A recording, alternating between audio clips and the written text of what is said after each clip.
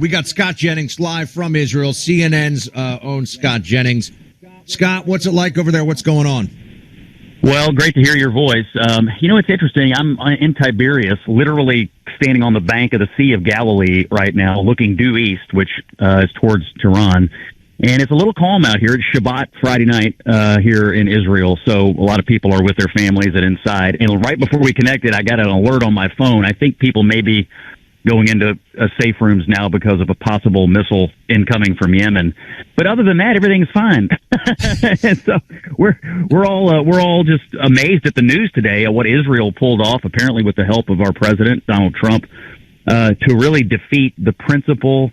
It's the head of the octopus, and to take away their nuclear capabilities, to decapitate the government of the worst people in the world. These people they killed today are the absolute founders of terror. It's a great day. This has been 25 years in the making. I'm glad Israel pulled the trigger. Scott, you're over there right now. I was there in December. They've stopped all air travel, everything else.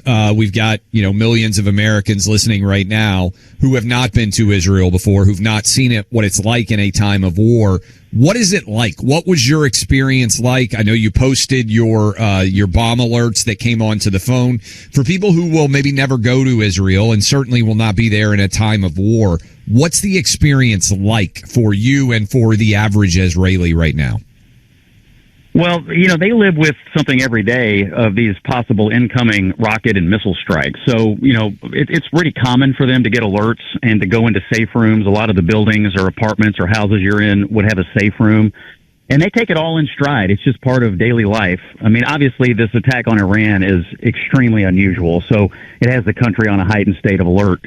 But on day-to-day life, they take it in stride and they go about their business and they just live with it. Of course, they live with being surrounded by their enemies all the time, and they've just had to learn to incorporate into their daily life. I have enjoyed being here. This is an incredibly hospitable country. Everywhere I've gone, from the north to the south, I've been to the Gaza border, I've been to the Lebanon border, I've been in Jerusalem and Tel Aviv, and a lot of places in between. Extremely hospitable, welcoming to Americans, appreciative of the relationship between Israel and the United States. I had not been. I would have no qualms whatsoever about bringing my family back here to visit again. It's been an amazing experience. Scott, there seemed to be some difference in the reporting about how some aspect of this went down. I'm wondering if you either have insight or just what your assessment of it is, that Trump was essentially knew 100% this was coming well in advance, and so there was the head fake, if you will, of hanging out with Clay and me, for one thing, having a good time in the Oval Office, the picnic that was scheduled, Secretary of Defense went to a baseball game with his kids. Then there's other people who are saying, but President Trump told them not to. Netanyahu said, look, we can't wait anymore. And then Trump just rolled with it because it's ultimately Israel's call. How do you see the last, let's say, 3 or 4 days playing out as it pertains to Trump and his role in all of this? Well, I think people who hate Donald Trump are always going to come up with a narrative that tries to make him look bad no matter what happens. That's number one. Number two, I go back 61 days. 61 days ago, Donald Trump said publicly, Iran has 60 days to make a deal. Today is day 61. So he told the world and Iran clearly what they needed to do in order to avoid this outcome. And here we are 61 days later, and Iran didn't make a deal. They couldn't bring themselves to understand the position they were in. And now Israel is doing the work of dismantling the enemy of Western civilization. But the president of the United States warned them, and now they're getting the consequences of failing to heed that warning. So I think this ruse, I think this head fake, whatever you want to call it, is going to go down in history as one of the most interesting and amazing military operations that ever happened. I mean, this is essentially Pager 2.0. What the Israelis constructed here, having Mossad inside of Iran, having the head fake with the United States, the entire construction of this is nothing short of a miracle.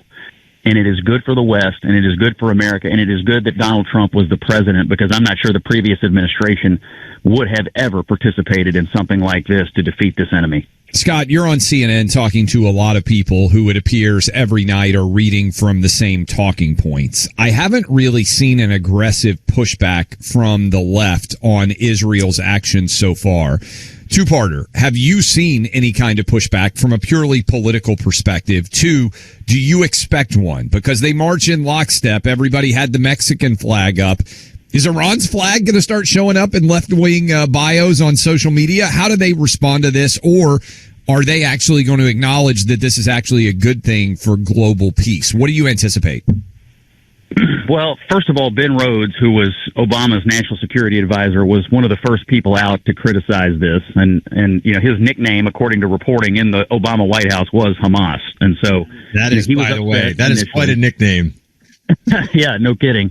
And then you've seen some other fringe elements of the left that are very unhappy because they're unhappy anytime Israel and the United States does anything to defend itself.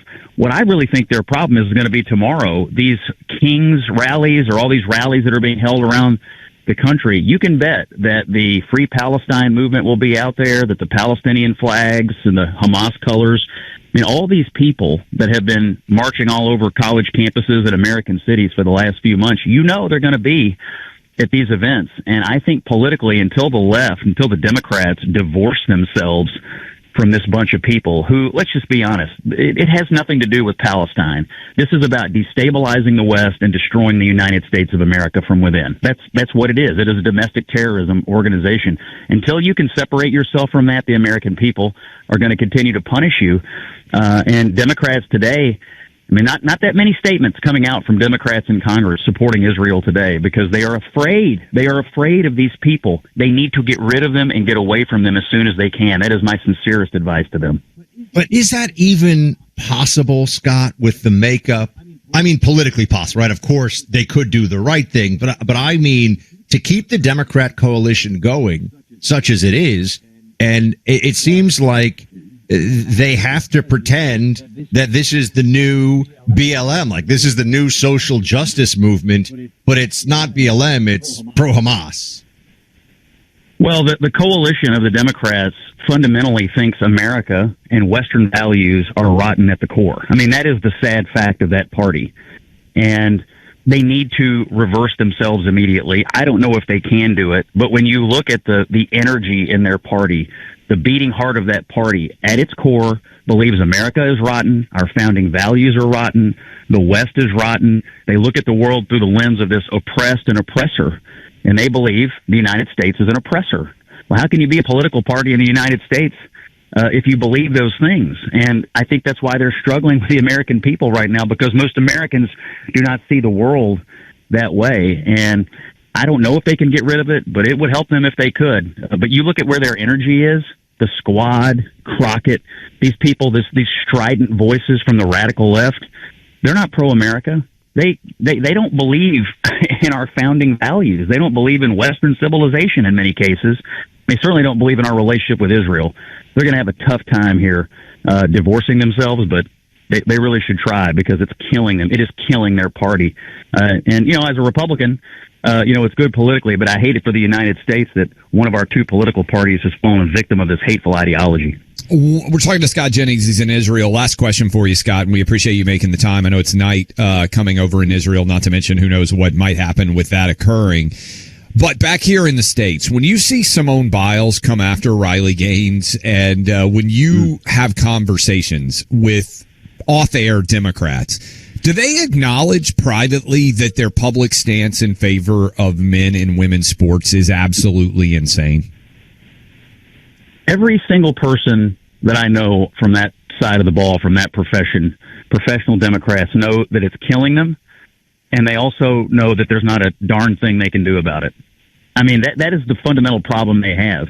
They know the right thing to do, but they can't do anything about it. Either they live in fear, or they know that the way their party works, I mean, they're authoritarians, and you're not allowed to get out of line. You're not allowed to say, wait a minute, look what they did to Fetterman when he got out of line on Israel. I mean, they're out there saying you ought to be in a straitjacket. I mean, his own staff was out there saying that. You are not allowed to get out of line inside the Democratic Party controlled by the radical left, even on obvious 95-5 issues, which this issue is. You're not allowed to get out of line. And you even have to say things like, we need more studies. We need more studies to find out if men and women are different. I think we need any more Scott studies. Jennings of CNN. Scott, stay safe over there. Thanks for making the time for us.